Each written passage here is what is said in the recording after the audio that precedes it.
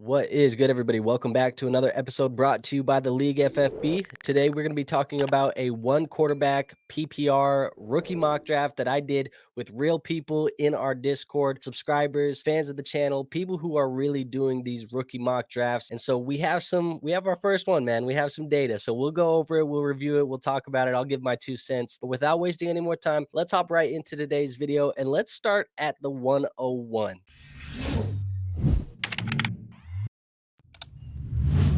Now, again, keep in mind, I said this is a one quarterback draft, but with that being said, the 101 in this class is Marvin Harrison Jr. He is the one who got picked here at the 101. And you see wide receiver, 6'4", 205 pounds, coming out of Ohio State. And when we look at what Marvin Harrison Jr. put on wax here in 2023, 67 receptions, 1,211 yards, 14 touchdowns was the stat line for Marvin Harrison this year. You also see it is his second year in a row going for 1,200 yards and 14 touchdowns. I mean, we don't really got to talk about it too much. Marvin Harrison Jr., man, this is a prospect who many have deemed generational. Many people are probably correct in the assumption that they are saying he is a generational prospect. This is a guy who's just good at everything, man. He is elite. He's most likely going to be your 101 in these 1QB drafts. And then also there's a chance that he might be the 101 in your super flex mock drafts, depending on kind of some of these landing spots and how some of this thing hashes out with the NFL draft. So with that being said, man, I think Marvin Harrison, he's just one of those guys, and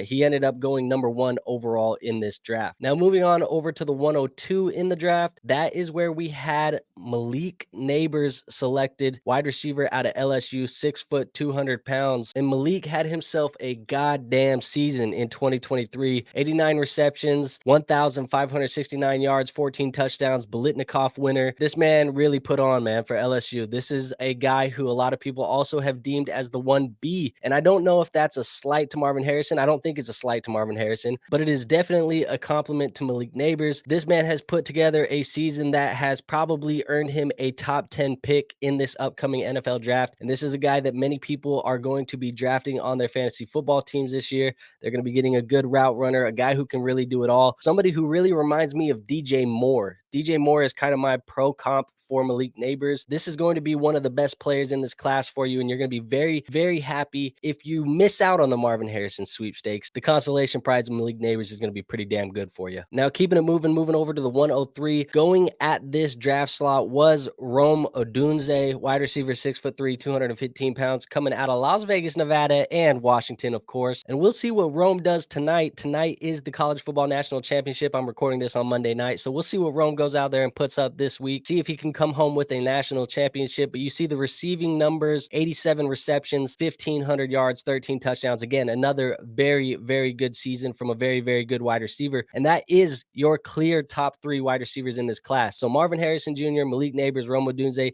all of these guys are very, very good wide receivers. And I expect them all to be pretty much the consensus top 3 in the wide receiver room for your rookie drafts this spring. And so I think Rome Odunze, great pick here at the 103. I think everything so far has kind of been what we expected out of this mock draft. Now, keeping it moving, keeping it pushing, at the 104, we had our first non-wide receiver come off the board, but we're staying with that receiving kind of player. It's tight end Brock Bowers out of Georgia, 6'4", 240 pounds. And Brock Bowers is a beast of a tight end, boys. This is a guy who for many years we have deemed as a generational talent at the tight end position.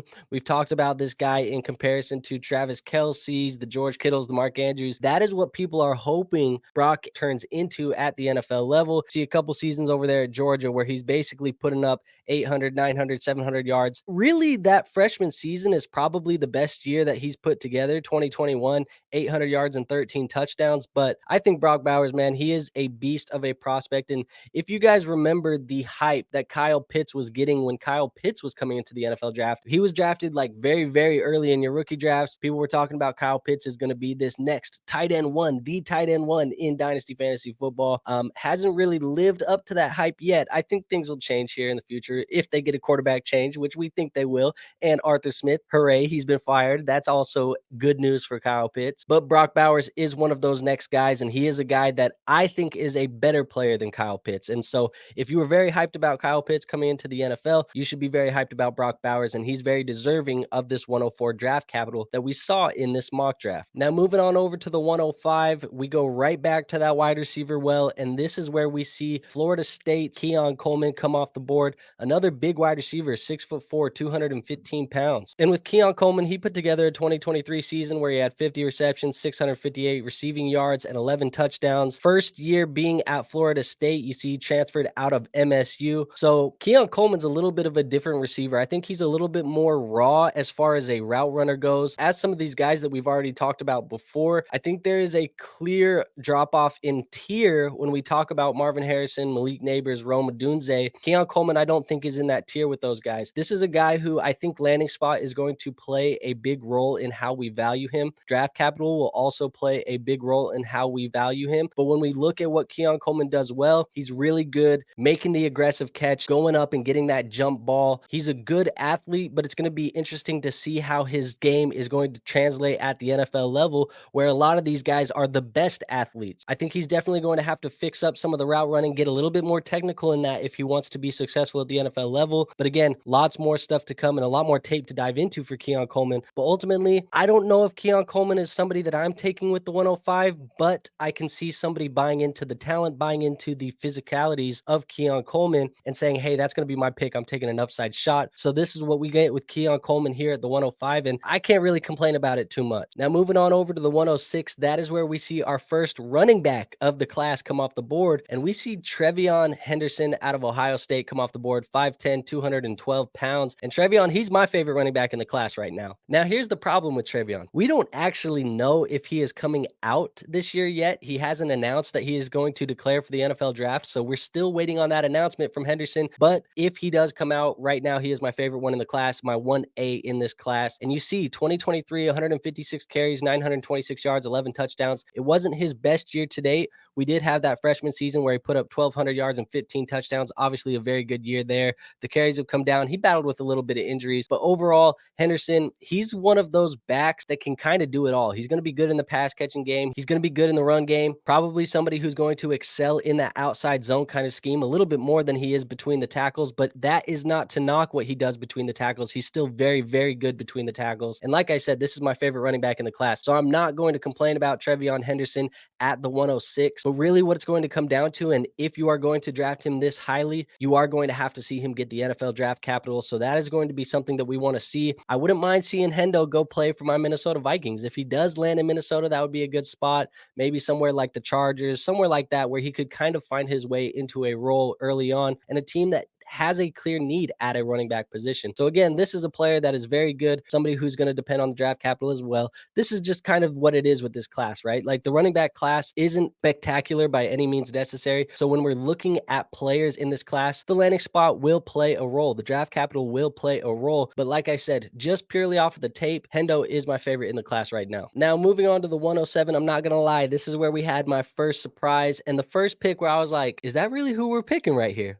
But it was Donovan Edwards for Michigan, the running back, 6'1", 210 pounds. And look, man, I would not have taken Donovan Edwards here. This would not have been my choice. I don't think Donovan Edwards is in this tier of running back worthy of a first-round pick. But with that being said, I did mention how this class is a class where there isn't really an established guy. There's a lot of ambiguity to this running back class. And so if there are people in your leagues who find a guy that they like, it could get really wonky. It could get really crazy with who likes who. And again, it's going to come down to draft capital and things like that. Also, I will put this out here. I don't know if Donovan Edwards is going to declare for the NFL draft. And my assumption is it would be in his best interest to go back to Michigan for one more year. He's been playing behind Blake Corum. If he goes back for his senior year, he can have the whole backfield to himself. So I think it might be in his best interest. But again, we'll see what happens in the national championship game tonight. What if Donovan Edwards goes out tonight, runs for 200 yards, 2 touchdowns, they win the national championship? I don't know. Crazier shit has happened. So Donovan Edwards, this is who got picked here. 113 carries in 2023, 393 yards, 3 touchdowns. But at the end of the day, man, like I said, there's no clear guy. And so you might have some picks like this, but he goes to the 107 in this draft. Not my favorite pick of the class. I'm not going to lie, but your rookie drafts are always going to be a little bit unpredictable. And when people find their guy, they're going to draft their guy, but that is what it is. Now moving on over to the 108, that is where we get back to that wide receiver. Well, we take Xavier Worthy, wide receiver, 6'1", 172 pounds out of Texas. And Worthy's a very talented wide receiver, a very quick wide receiver.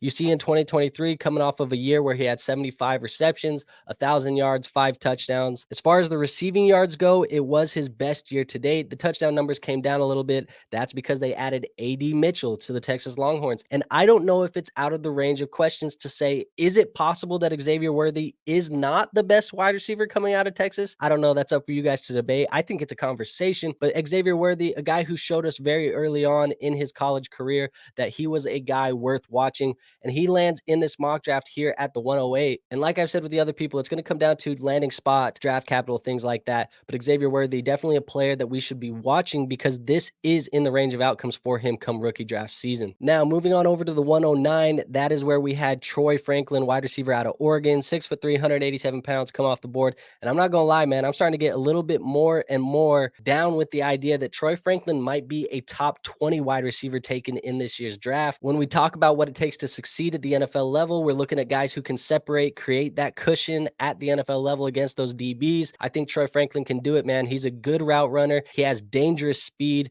And you see what he put on wax here in 2023, 81 receptions, 1,383 yards, and 14 touchdowns. By far his best year out of Oregon. You see that 2022 season, he improved a little bit. 2023 season is where he really broke out and took off. But I think that's exactly what you want to see out of a wide receiver. You want to see them come into college, get better over their course of their time there with their university. And I think that's what we've seen with Troy Franklin. It does help that he had some Bo Nix, who I think is a very accurate quarterback throwing him the football. But I think Troy is a type of wide receiver who could surprise you come NFL draft time because I think teams are going to value him as a playmaker at the next level. And I think he could go very high in the first round. 110, that is where we see our first quarterback. Now, keep in mind, I said it was 1 QB, but we did have a quarterback go in the first round. It is Caleb Williams out of USC, 6'1", 215 pounds. And this is the guy that people keep comparing to Patrick Mahomes. I don't know if that is fair to Caleb Williams to compare him to Patrick Mahomes, but he does do some stuff on tape that is pretty fucking incredible. The ability to play off tempo is crazy. The ability to get off script, throw with different arm angles, he can do all of that stuff. Now, he is coming off of a little bit of a down year. I am going to attribute that a little bit to USC's lack of a defense this year. I think if they had a better defense, you would see these stats be a little bit better for Caleb Williams. But 3,600 passing yards, 30 touchdowns, 5 interceptions, 82.4 QBR. But what I really want to focus on is look at what he did in 2022. 4,500 passing yards, 42 touchdowns, 5 interceptions. What a hell of a year for Caleb Williams. And then on the ground, look, he still does stuff with his legs too. 10 rushing touchdowns there in 2022. That's putting that as a 52 touchdown season for Caleb Williams. I think a team who's going to get Caleb Williams is going to want to have an offensive minded head coach, something similar to what Lincoln Riley has been for Caleb Williams. But this is a guy, when you put it all together, he has everything that we want to see out of a quarterback at the next level. And this is a guy who could be very, very good for an NFL team and very good for your fantasy football teams. Now, keeping it moving at the 111, we're going to look at the colors of the hat because that is who got drafted at the 111, quarterback Drake Maye out of North Carolina, 6'4", 230 pounds. And Drake Maye, man, he is also a very, very good quarterback in this class. A lot of people's QB2. He might be almost the consensus QB2, and I say almost because Jayden Daniels has been rising up draft boards. So Drake Maye is getting a little bit of competition there, but for the majority of the last couple years, people have viewed Caleb Williams and Drake Maye as 1A and 1B in this class. And when you look at what he put on wax this year, 3,600 passing yards, 24 touchdowns, 9 interceptions. The QBR is a little bit lower than what we saw with Caleb Williams, but this is kind of similar. I don't know why this has really happened with Drake Maye. My guess is there was a little bit of talent that left UNC over the last couple of years. But look at Drake Maye's 2022 season as well. 4,300 passing yards, 38 touchdowns, 7 interceptions. In 2022, he's doing more on the ground than Caleb Williams was. 184 carries from Drake Maye, 698 yards, and 7 more touchdowns. That's exactly what you want to see out of your quarterback in fantasy football. You want to see a guy who can kind of do everything, a guy who doesn't rely on his legs, but he can use his legs to extend the plays, get that extra yardage, and ultimately score you more fantasy points in the meantime. I think Drake Maye, it's going to be awesome to see where he lands. fans. I hope that Drake Maye ends up being a Minnesota Viking. I think it's a little bit of a pipe dream. I don't think that that's really in the range of outcomes, but it's my hope. It's my wish as a Vikings fan. But if there's one spot where I don't want to see Drake Maye go, it is the New England Patriots, but that is definitely in the range of outcomes. So we'll see what happens with Drake Maye, but he goes at 111 in this mock and definitely worthy of that first round draft capital, even though this is a one quarterback mock draft. Now, coming in with the last pick of the first round of this mock, it is going to be back at the wide receiver position. This is a strong point of the class, so you'll see a lot of them going early, but I love this pick. I think it's a steal. 112, Ohio State University's Emeka Egbuka, wide receiver, 6'1", 206 pounds, and Emeka Egbuka is a route running assassin. Now, Egbuka had a little bit of a rough year. He had some injuries that piled up, and it definitely affected his production on the field. But when it comes to route runners in this class, I think it's Marvin Harrison Jr. and Emeka Egbuka. And that's unfortunate for Egbuka because when you look at what he has done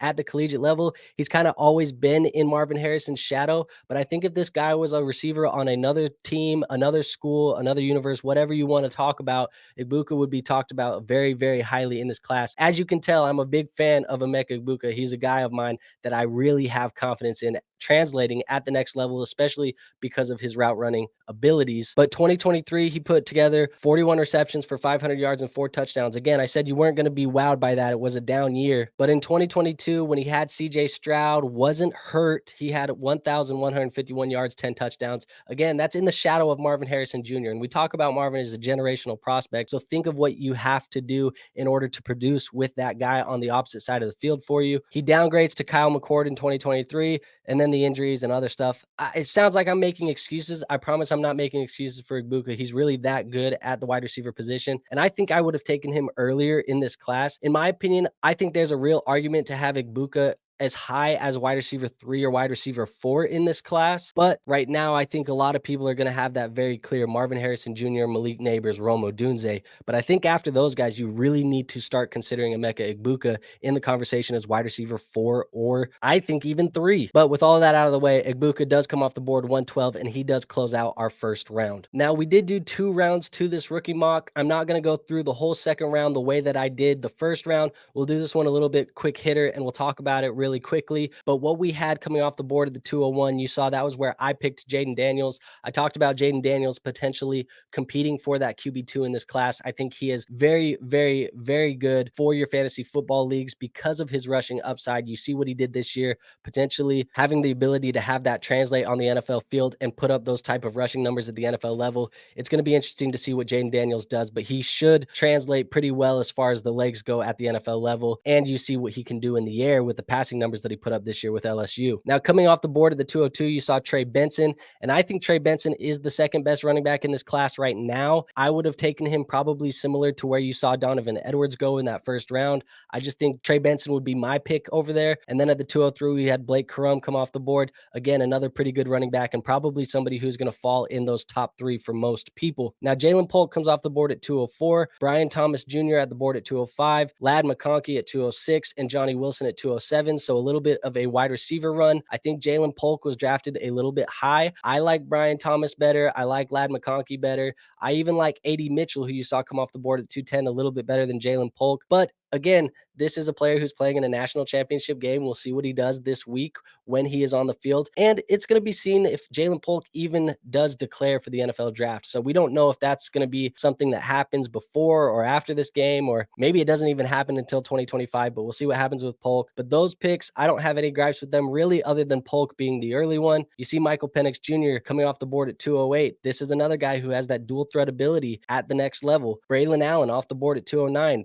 A lot of people are going to be hyped up about Braelon Allen because he was a early breakout player and he runs hard. A.D. Mitchell, a guy that I've already talked about, I'm kind of a fan of, coming off the board 210. Jonathon Brooks, 211, and Bo Nix at 212. And I don't mind the Bo Nix pick. I'm not going to sit here and poo-poo on the Bo Nix pick. I think if JJ McCarthy, which JJ McCarthy was available in this draft, we do want to see if he does declare for the NFL draft after tonight's game. But if JJ McCarthy was on the board, I like McCarthy more than I like Bo Nix, but to each their own. I'm not going to knock the pick too much there. So with all of that out of the way, that is everything that I have for you guys today. If you did enjoy the video, go ahead and hit that like button. It is the best free way to show our channel some support, and it does let me know that you guys want more of this content moving forward. Also, make sure you hit that subscribe button. That way you never miss a video when it comes comes out. And also make sure you hit that notification bell because that will notify you when our new content comes out. That way you never miss an episode. And last but not least, make sure you are a member of that Discord. We have a free Discord. It is linked in the description. We are in there all off season long, all year long, 24/7, 365, helping you out with your Dynasty fantasy football teams, trades, waivers, rookies, all that stuff. We're in there all day long, and we're just talking Dynasty fantasy football. So